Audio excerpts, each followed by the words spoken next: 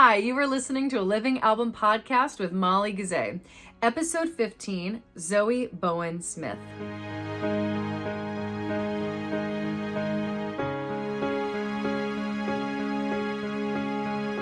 What is up, all of my friends? Now I'm turning Scottish. I am so excited to be hanging out with you on this podcast.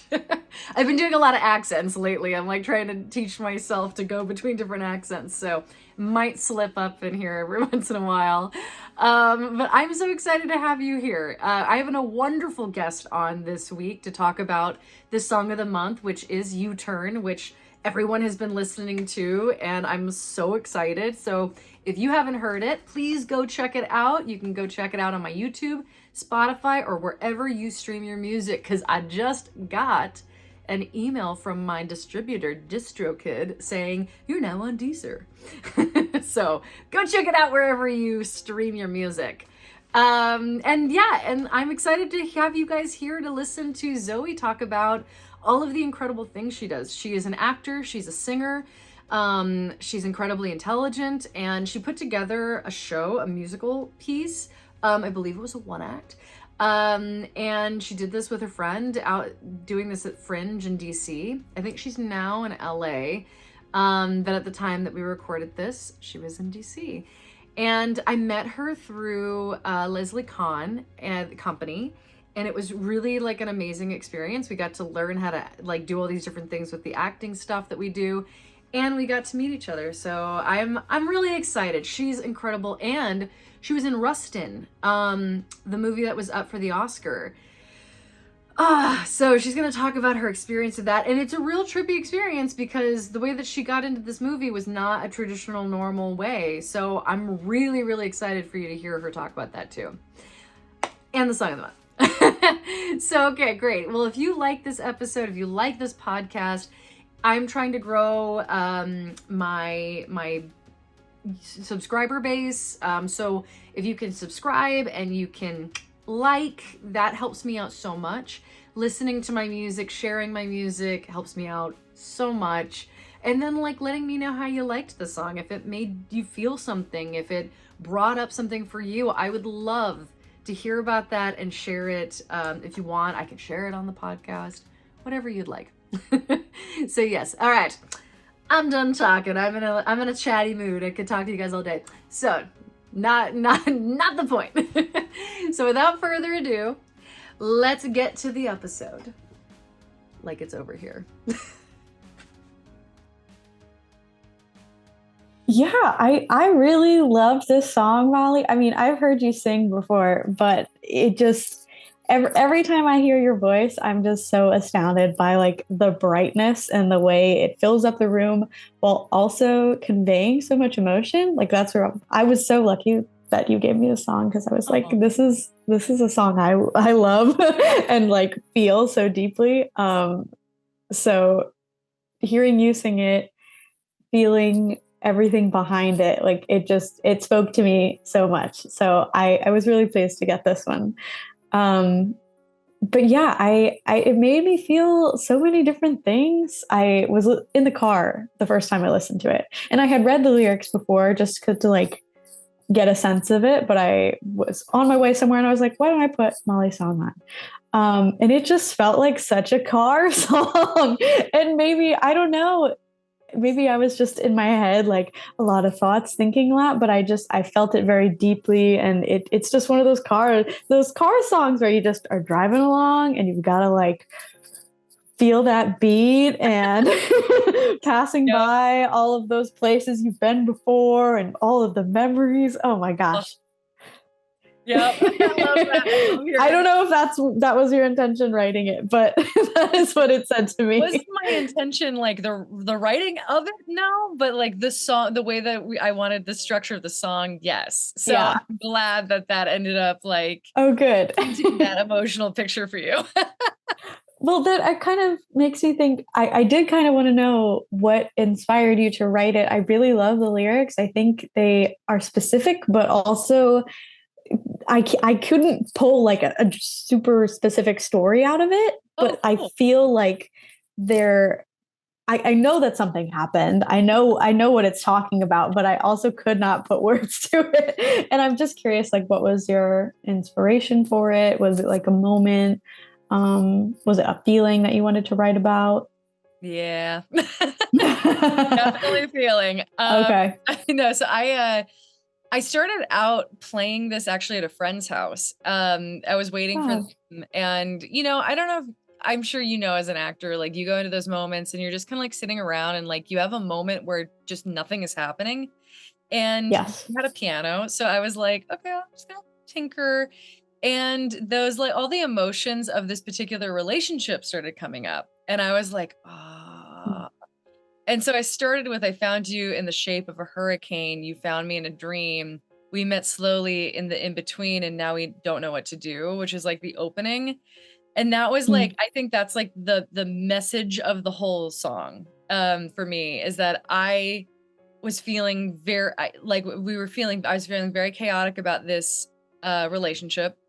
And I was painted as this idea, not this person. Now reality is slowly setting in because we're meeting in that in-between space, and now we don't know what we're doing. Yeah. I mean, I totally got that from the song. I think you painted that like the good positive vibes of being in a relationship, but also like the uncertainty and confusion that can sometimes come with that, and like, the personal turmoil you can be in when you're trying to just get through life, but also like have somebody you have feelings for. So all of that spoke to me. I think it's super universal. Yeah. Oh man, relationships are tough sometimes. You gotta sing about them. Truly. And sometimes, like somebody else has got to sing about them to like hear them yourself and be able to say like, oh man, I am kind of in that spot too. And I kind of felt that of like this in between, like not knowing where you belong, feeling like lost. And you hit on that so well in the song. And it's another good car song because car is a liminal space, and that's one place to feel lost. I mean, it's like on the subway, right? Like if you're on the subway in New York, it's like you put those headphones on. It's like I'm in my own world. Same thing with the car, Exactly. What is time? Where am I? I don't know, but all I know is Molly is singing in my ears, and she's gonna take me home. Take you home, babe.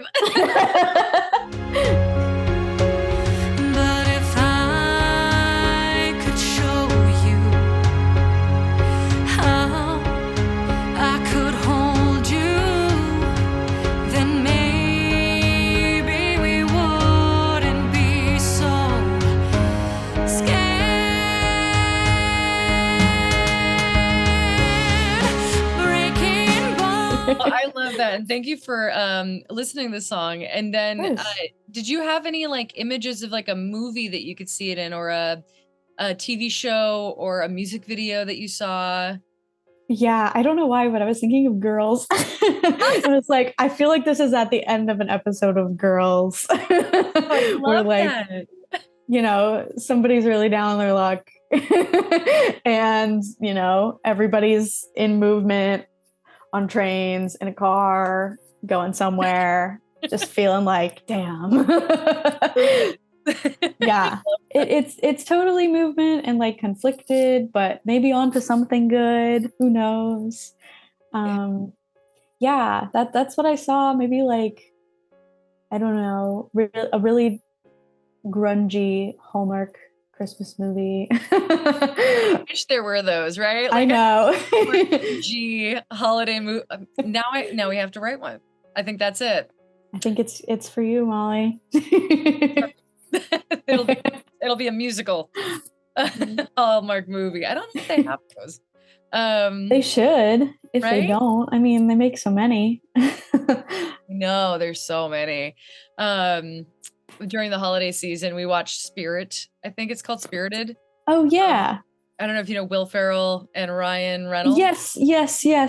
So good. So good. Grunge, like that, it has that kind of grunginess to it, right? But like Oh my gosh, such a good movie. So like I want more like that. So if we could put U-Turn in something like that, that'd be perfect. I think that would be great. Oh yeah. Ryan Reynolds down on his luck. Need some Molly Gazay to come in there, turn his life around. Oh, Ryan, you and Blake, we'll all just hang out. My husband, Sean, like we'll do it. We'll make a movie. We'll get Will up there. Honestly, I hope that happens. We'll just put it out to the universe. I love that. I really loved the lyrics, "A good person, the wrong time." That like super spoke to me. And of course it kind of comes at that moment in the song, you know, the drums come in, we're kind of changing. I those just really spoke to me. I was curious if like those were easy lyrics to come by, or they took some work. I don't know. Curious to hear. Yeah, no, my writing process has always been really weird. Like this song came really easy, and most songs really come pretty easy. They don't generally take me very long. Me neither. Yeah, look, these are questions I'm going to ask you too. So this is great. So yeah, no, yeah. So for me, it doesn't take a long time. There are very few songs that I like kind of mull over, but very rarely do like a second like draft of, or like maybe not a second, maybe like a third or a fourth draft. I never do anything past second. So yeah, the good person, wrong time. I mean, it really just kept like that whole verse really with that person. They were a nice person. They were a good person. It was just the wrong time. Yeah. But it felt like that was consistently happening. Like a chapter in my book keeps repeating, one more casualty of war, which kind of like is a homage a little bit to like Love is a Battlefield. And I'm so tired of fighting. And I feel like a lot of us, you know, when we were out in the trenches looking for people to love, like I found my person. But when I was out in the trenches, it felt like every day, every time I went on a date or every time I went and did something, it was just like another bullet. Yeah. It's almost easier to not engage with it, to just like step back and. Yeah. It's odd because there is like an article I read recently about women not really wanting to partner up. Oh yeah, I read that too. Oh, you did? Okay, yeah. My mom read it first actually, and she was like, I feel so sorry for you. She was like, your generation you guys have the hardest time. And I was like, well, at least somebody out here has the empathy for us. Yeah, seriously. I was like, thanks, yeah. Mom. I know. All my sisters are single. So like when I read that, I went, gosh, I'm so lucky. Yeah, you are. I was like, thank you so much. I'm so happy I found my person. Yeah, it's tough out here. Yeah, I'm sending good vibes. I'm sending good vibes to all the single ladies. And one day. I mean, I always joke, but I'm like, you know what? It's none of my business. I've got my own stuff going on. If something happens, great, but it's none of my business. Yeah, it's a journey, right? Like, yeah, I'm happy. Well, I'm glad you're happy. And Thanks. Speaking of happy, I fucking love your song. Yeah. Oh, thank you. It is so great. So I always try to compare people's voices as a comparison. You know, we all have it, and it's good to have in our back pockets when people ask, like, how do you sing? I'm a huge fan of it. Some people I've recently talked to are like, I don't like comparing. I'm like, no, please compare. Please compare. I need to know. It's helpful. Yeah, what Spotify am I going to be on? Like exactly. Yeah, a great point. Lana Del Rey, I can tell you that, but it might be Sarah Bareilles. Yeah. So I had the hardest time placing your voice. Really? I think one of the reasons why is because the song that you sang that I've written about it feels so personal, and I know you wrote the lyrics, so it almost feels like this is just Zoe, and like there's no real comparison. It's just Zoe singing to me. So who do you normally get as your vocal partner or like twin? That's a good question. And thank you for saying that also. That's really nice. And makes me feel very validated because that song was entirely me. I don't know how much you know about the show it's from, but Hannah and I, we wrote Drown the Muse together. That's the chamber opera we wrote together and performed this past summer. And we were playing ourselves in the show. It was autobiographical. So that was Zoe singing, Zoe's words, Zoe's feelings, all on stage in front of people, which is terrifying. Yeah. But I'm happy to hear that it was authentic and unique and individual to me. So I'm glad, because it was. But that means I did my job. But yeah, as far as somebody whose voice, I mean, I've always got Celia Keenan Bolger from 25th Annual Putnam County Spelling Bee. I played Olive in school, but everyone was always like, "Oh, you sound like her too. Like you sound like a recording." And I was like, "Oh, maybe I'm just doing a really good parrot of her. I don't know." But beyond that, like I haven't really gotten a specific person.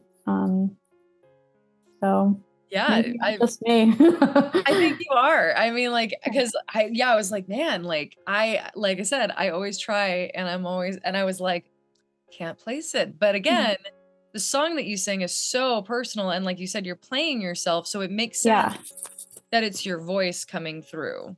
And especially since it's musical theater, it definitely has that like autobiographical feeling to it. So for the audience that's listening and all the listeners, can you talk about like what the song process was like, what your show was about, and then repeat the name of the show? Sure. So we can all just kind of like follow along on your journey. Yeah. So the show is called Drown the Muse. I wrote it with my best friend, Hannah Phipps. Together, we met outside of the creative field. We both were working together in an office in downtown DC doing environmental research on transportation. It's so important. But we both were like, kind of closeted theater kids. Hannah was an opera singer and she plays the cello, and I am a theater kid, actor. But both of us were kind of closed off in this very academic and serious professional environment. And one day we were planning an event together and had to drive out to the location where we had the event. And in the car, like we both just found each other and realized, oh my God, you're just like me. And that was the beginning of our friendship. And later on, we were like, we have so much in common. We are both so musical. Let's write something together. Let's see if we can do something at the Capitol Fringe in DC. We submitted a proposal, had no idea it was going to get accepted. And then it got accepted and we said, oh shit, we have to write a show. So that was the inspiration. And we kind of thought, like, what would we want to hear right now? What would we want to hear a few years ago? What did we want to hear when we both started these jobs and didn't know each other? And we wanted to show how far we've come, what we've learned, the lessons we've learned specifically, which kind of takes me to How to See Me, which is my song in the show. It's kind of like my big ballad and breaking point for my character, which was about an actual moment in my life that happened.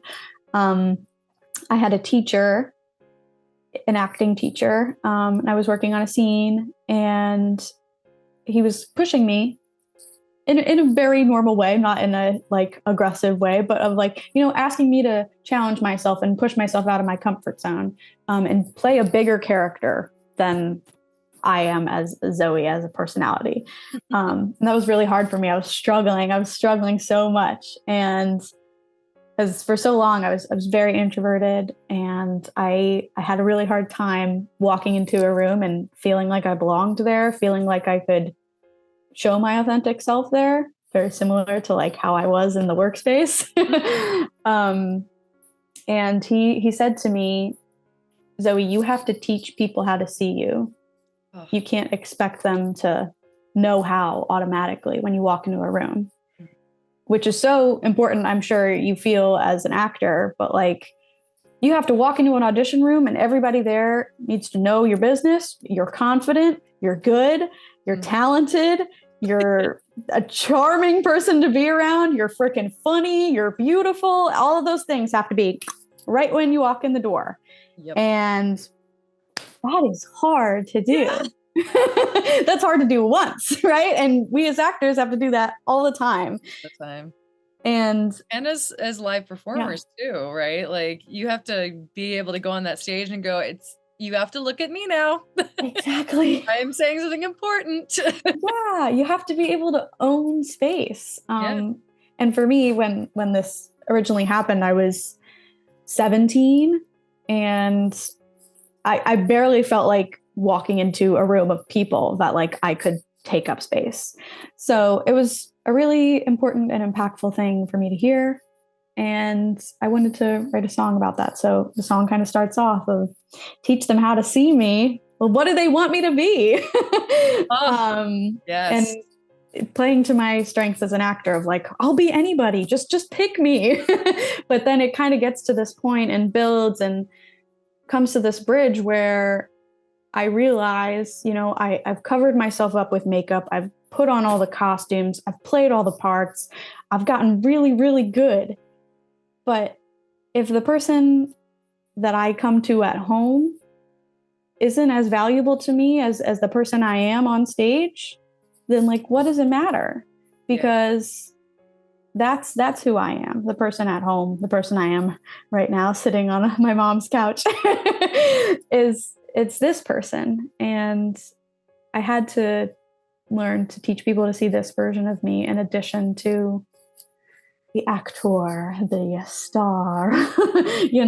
I'm sure you have experienced that feeling. Oh yeah. No, as you were talking about that, I was like, what was the first moment that I was challenged?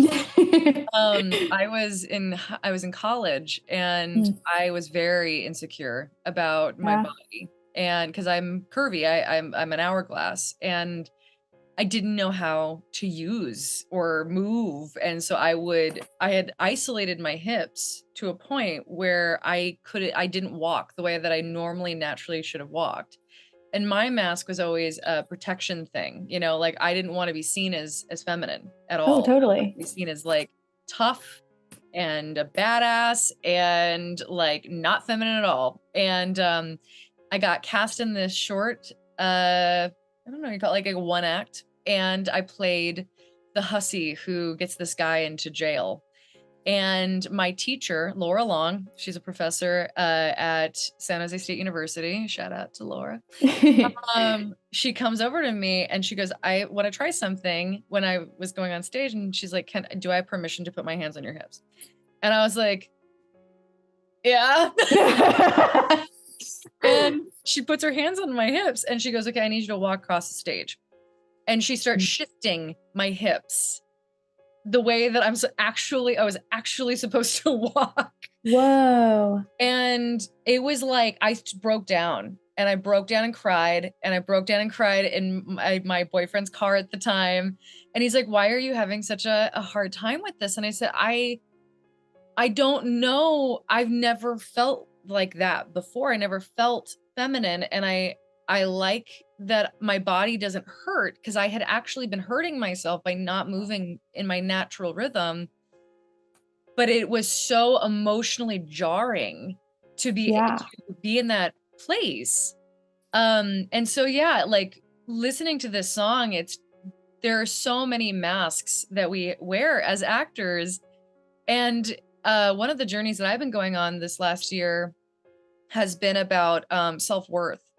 Away from acting and away from and last year as well, but like self-worth, and then like the identity of who I truly am, and then who I am showing the world, and how to combine those to be the most powerful version of myself, because not everybody deserves to see you, right? Yes, so true. But then you need to be authentic, like you said, walking into these rooms. So how do you find balance? Yeah. So that's always been a really hard struggle for me, is like knowing the true authentic versus the preservation of self versus the fear of being seen, and then also having this incredibly painful desire to perform be and be seen. Yeah. Oh my gosh, yeah. I feel that so entirely. In fact, like there's a monologue in our show that I wrote, and it's like 10 minutes of me talking. But there's one part where, you know, I talk about growing up and how introverted and quiet I was. And I say, like, it's so ironic, but the one thing I needed was to stand in front of a bunch of people and be honest. Yeah. Yeah. As silly and, you know, paradoxical as it sounds, like the more I was hiding, the more I needed to show. And I think so many actors have that experience of like, we just have so much to communicate and there's no other way. No, it's so true. It's so funny that you say you're so introverted. I was as well. I was homeschooled, and until middle seventh grade or something like that. And the first time I told my parents I wanted to be an actor, and of course they freaked out. But I remember, yeah, that's a fun conversation. Mm-hmm. I had to tell them multiple times because the first few times they were like, "Oh, this is not going to happen." Yeah, exactly. It's like, okay, go to dental school and we'll talk later, you know, or whatever. But yeah, my hands shook. So like I had to do like this book report, and it was just for my dad and my brother. And my hands were, I couldn't read the piece of paper because I was so nervous. So like that, it's so interesting, like that point of view, and especially in the show and in the song in particular, how important it is to be seen and how important it is to get past that. And like this idea of the fear almost of not having that is worse than the fear itself of doing the act. Mm-hmm. Yes, that is a great way of putting it. Yeah. Yeah. And so I love this line, if you don't mind, but like your verse here where it says, 'cause if they see the real me, not the me I play flawlessly, the real muse behind the scenes, which is the person sitting on the couch, I'm assuming. Yeah. Curtain rise on messy. There we go. I lose all my control. The muse is taking its toll. The band-aids that keep me whole. Here, an actor without a role. And I was just like, oh my, I almost started crying. I was like, just reading it. Like hearing you sing it is like incredibly powerful, but like also just the beautiful way that you wrote this. And especially that thought of the actor without a role. And you flip that to the muse sitting, you know, being the real authentic you. Like, what is it about for you if you don't mind me asking a little more personal question, what is it about that person and like that juxtaposition of the actor without a role and the person sitting on the couch? Like, how do they speak to each other in your mind? That's a great question. I think, I mean, those words just like tumbled out of me, similar to you. Like I wrote that song in an hour. I sat down and I knew I had to write a ballad. And I had been like hanging over my head and I had missed a few deadlines and I was like, oh. And I had been thinking about it for a few days and I just sat down and it just went bleh out of me. The whole thing. Barely made any edits to it. And I think it was just that of like the actor without a role can be at peace and be this person that I am and still be an actor. And I think that is a universal struggle that every actor goes through of like, who am I without my job? Who am I if I'm not getting cast?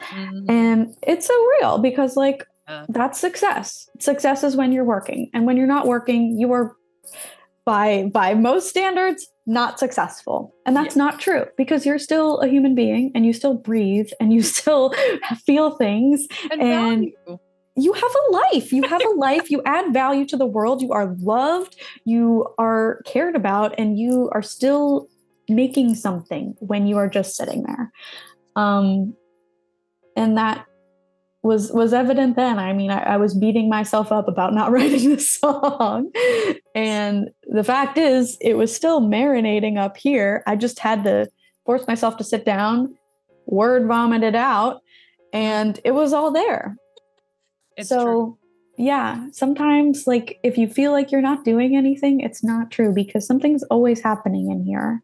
And you are always, especially actors, because so much of our craft is thinking and feeling and experiencing. We are always doing that. We are always working. So, whenever I do anything that I don't want to do, like I have to go somewhere for work or something, run an errand, make a phone call I don't want to make, I'm always like, this is something I have to do to experience it, to learn. This is part of my job, is being a human being and taking notes on it and doing it. So maybe it's a coping mechanism for all of the things that I don't want to do. But I think it's all part of it. Yeah, it makes sense. And I mean, like, and to your point, when you're working, you were just on an amazing in an amazing movie, an incredibly powerful movie. So can you tell the listeners what you're in? Yes. So I'm in the movie Rustin on Netflix. It came out pretty recently and it should be streaming now. And it's about Bayard Rustin. He was a civil rights activist. He organized the March on Washington. He was Black and queer and incredibly an amazing organizer. And his story has largely been left out of history and a lot of the narratives about that era. He is a remarkable human being, and his story is remarkable, and the movie is great. And Coleman Domingo, who's one of, I think, the most underrated actors currently working, but is stellar, deserves the Oscar. This is me starting his campaign. No, it's been ongoing, and he's doing a great job at his campaign. He doesn't need me. Okay, any little bit helps. Any little bit helps. I'm voting for him. Perfect. But it's a great film, and I got to be in the very opening scene, which is a lunch counter demonstration. So I'm one of the 3 civil rights activists sitting at a lunch counter protesting segregation. And it was like the best day of my life. It's one of the coolest things I've ever done, and I'm so proud of it. And it's such a great movie too. Like, I would be saying this even if I wasn't in it. I think everybody should watch it. So you this was such an important movie. And how is your process? So for people who are curious about the process of getting cast in something like this, what was your process between getting the audition and then getting on set?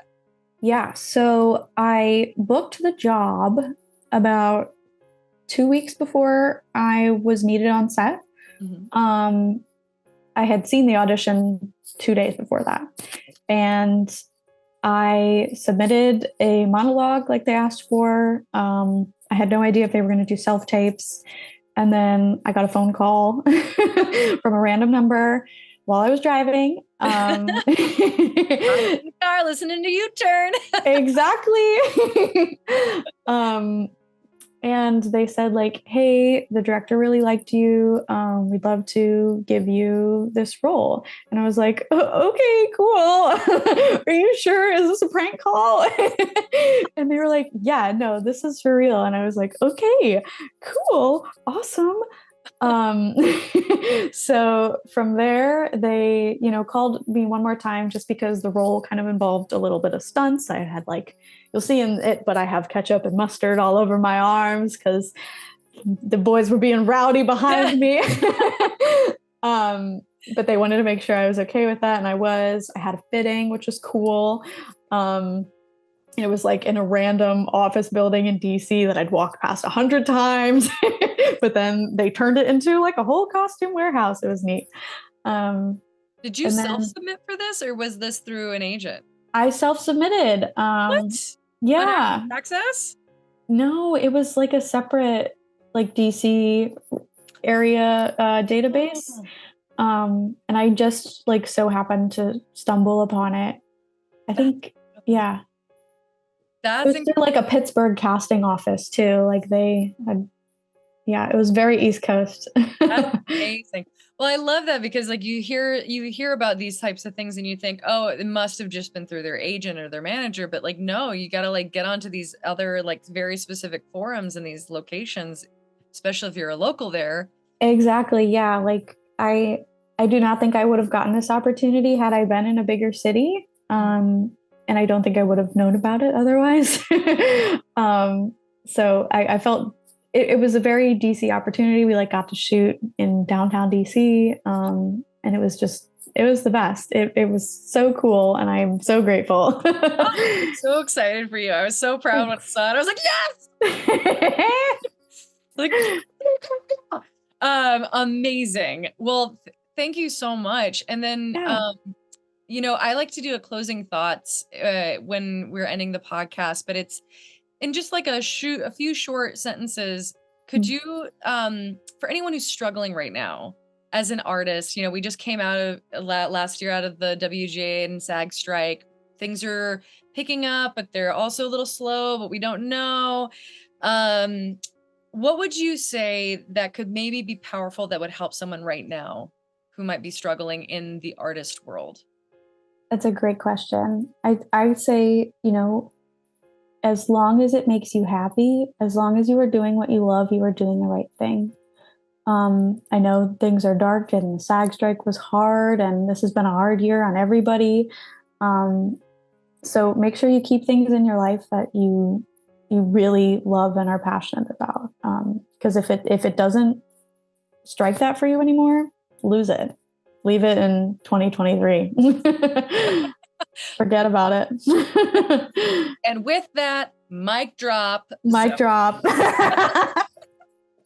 Oh my gosh. Thank you so much for being on A Living Album podcast. I'm so excited that we got to talk.